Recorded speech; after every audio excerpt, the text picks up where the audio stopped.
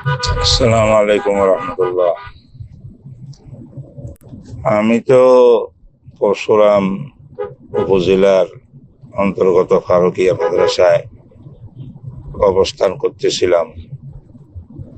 আপনাদের যখন মোনাজারা হওয়ার বিষয়, তখন আমি কঠিন ব্যস্ত, ত্রাণ দেওয়ার মধ্যে। বিদ্যুৎ থাকে না, গরম, অনেক কষ্টের সময় যাচ্ছিল আমার। চারদিক থেকে টেলিফোন আসার কারণে আমি বিষয়টা কিন্তু মোবাইলে দেখিও নাই যে আপনাদের কি নিয়ে ইখতিলাফ। তো আমাকে শুধু বলা হয়েছে যে তারা এই মাসটা নিয়ে বাহাসে যাচ্ছে, এটাকে থামাইতে হবে আপনার। হেফাজতের নেতারাও আমাকে ফোন করছে, তারপরে স্বয়ং আবরারও ফোন করছে উলামা পরিষদের পক্ষ থেকে, আরো অনেকে।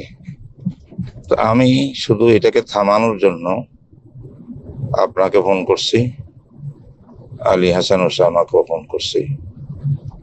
তো আপনার সঙ্গে তো আমার ফোনে কথা হয়েছে, আমি আবার ফোন লাগাইলাম ওসামাকে। তাকে আমি ফোনে কথাগুলা বলছি যে তোমরা এইগুলা নিয়ে কেন এই সময়ের ভিতরে ডিভাইড করতে যাচ্ছ, এটা পুরা বিশ্ব শুনবে নেটের মাধ্যমে। আর ওলামায়ে দেওবন্দের পরস্পর এই ইখতিলাফটা এই মুহূর্তে করা, এটা তো মোটে ঠিক না। তো তখন এই কথা আমি লম্বা কথা বলছি তার সাথে।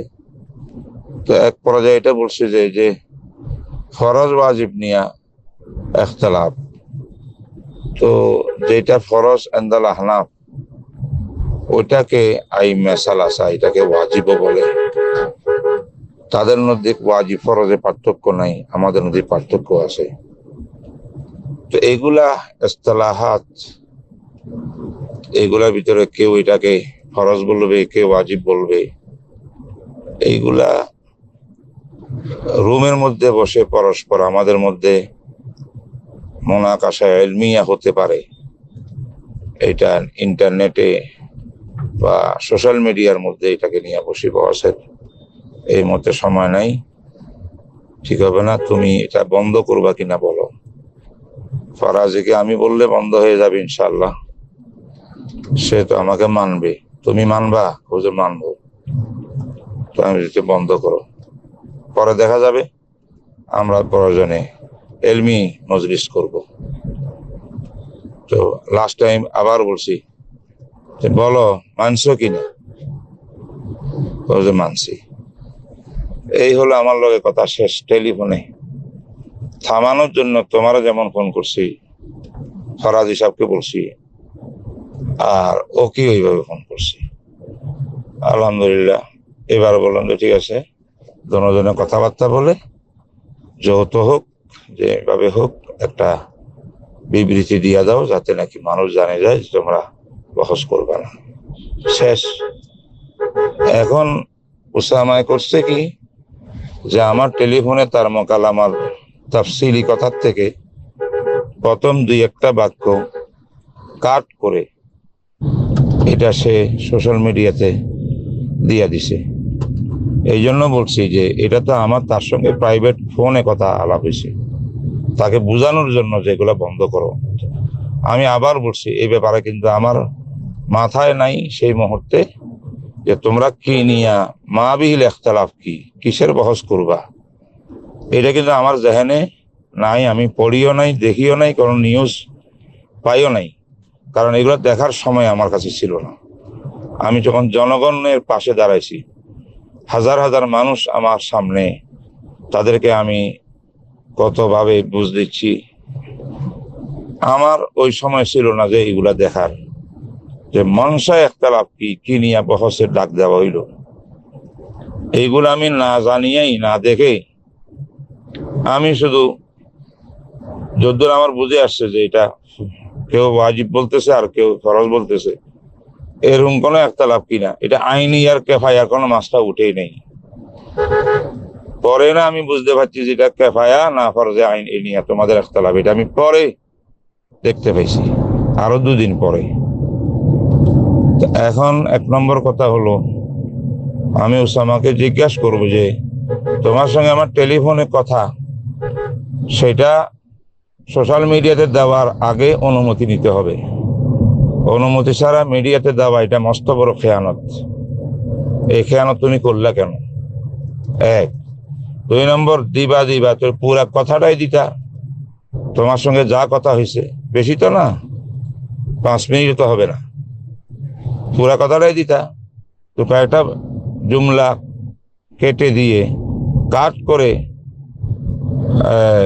আমার কথাটা যেন অপব্যাখ্যা মানুষে করতে পারে, সে সুযোগটা তুমি দিলে কেন?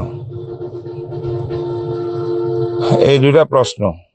ইহা ছাড়া আসল মাসলা কি, মাহবিল ইখতিলাফ কি, এখন তো আমার বুঝে আসছে কি। আর আমি এখনো পরশুরামে যাচ্ছি, আবার কালকে সকালে আসছিলাম ঢাকায়, জুমার নামাজটা পড়াই, রাত্র সবক পড়ায়া ফজরের পর আমি রওনা হয়েছি। এখন আমি পরশুরামের রোডে, কিছুক্ষণ পরে আমি ফারুকিয়া মাঠে পৌঁছবো, এখানে ত্রাণের কাজ করব।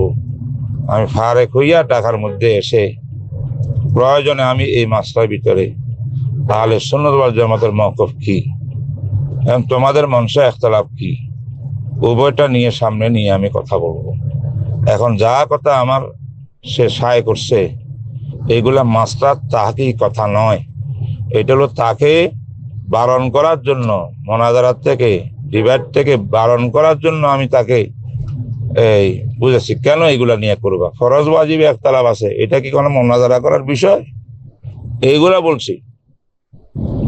এখন ফরজ ইনদাল আহনাফ, ওয়াজিব ইনদাল আইম্মাতি সালাসা, তো এইগুলো ইসতিলাহি পার্থক্য, হাকিকত এক। এইগুলো আমি তাকে বুঝাইছি এই জন্য যে হয়তো এই ধরনের কোনো ইখতিলাফ তোমাদের মধ্যে হবে, তোমরা এইগুলা নিয়ে সামান্য বিষয় নিয়ে ইখতিলাফে যাইও না, বহসে যাইও না।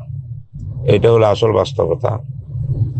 এখন কি করব, আমাদের কপাল যে আজকে ছাত্ররা ওস্তাদদের কথাকে কাট করে নিজের মতলব হাসিল করার জন্য বা একটা অপব্যাখ্যা হয় এমন শব্দগুলা ব্যক্ত করে দিল। পুরা বক্তব্যটা শুনলে বুঝে যাইত যে আমি কথাগুলা কেন বলছিলাম, যে তাকে বারণ করার জন্য বলছিলাম। এবং আমার কথায় বুঝবা যে তোমাদের মাহবিল ইখতিলাফ কি নিয়ে পার্থক্য, মতানৈক্য, এটা আমি জানিও না, তখন আমার এলিমও নাই কি নিয়ে ইখতিলাফ হয়েছে। মূল কথা, আমি ত্রাণের কাজে জনগণের পাশে এখানে কিছু কাজ করছি, আল্লাহর রহমতে করতেছি।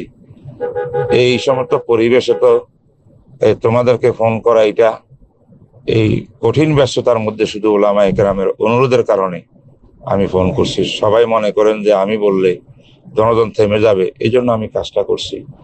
আমার মকসুদ ছিল জনগণকে থামানো, কোন তাহাকিকি মাসলা ফতোয়া দেওয়া আমার মকসুদেই না সেখানে, সেটা আমার বিষয়ও তখন আমি এগুলা অবস্থানে ছিলাম না যে এই বিষয়ে আমি কথা বলি। বহরহাল এই হলো আসলে হাকিকত, আল্লাহ তাআলা আলাম। পরে আমি এই বিষয়ে আমার মওকিফকে ইজহার করবো ইনশাআল্লাহ, বা তাফসিলি ইজহার করবো ইনশাআল্লাহ। আসসালামু আলাইকুম।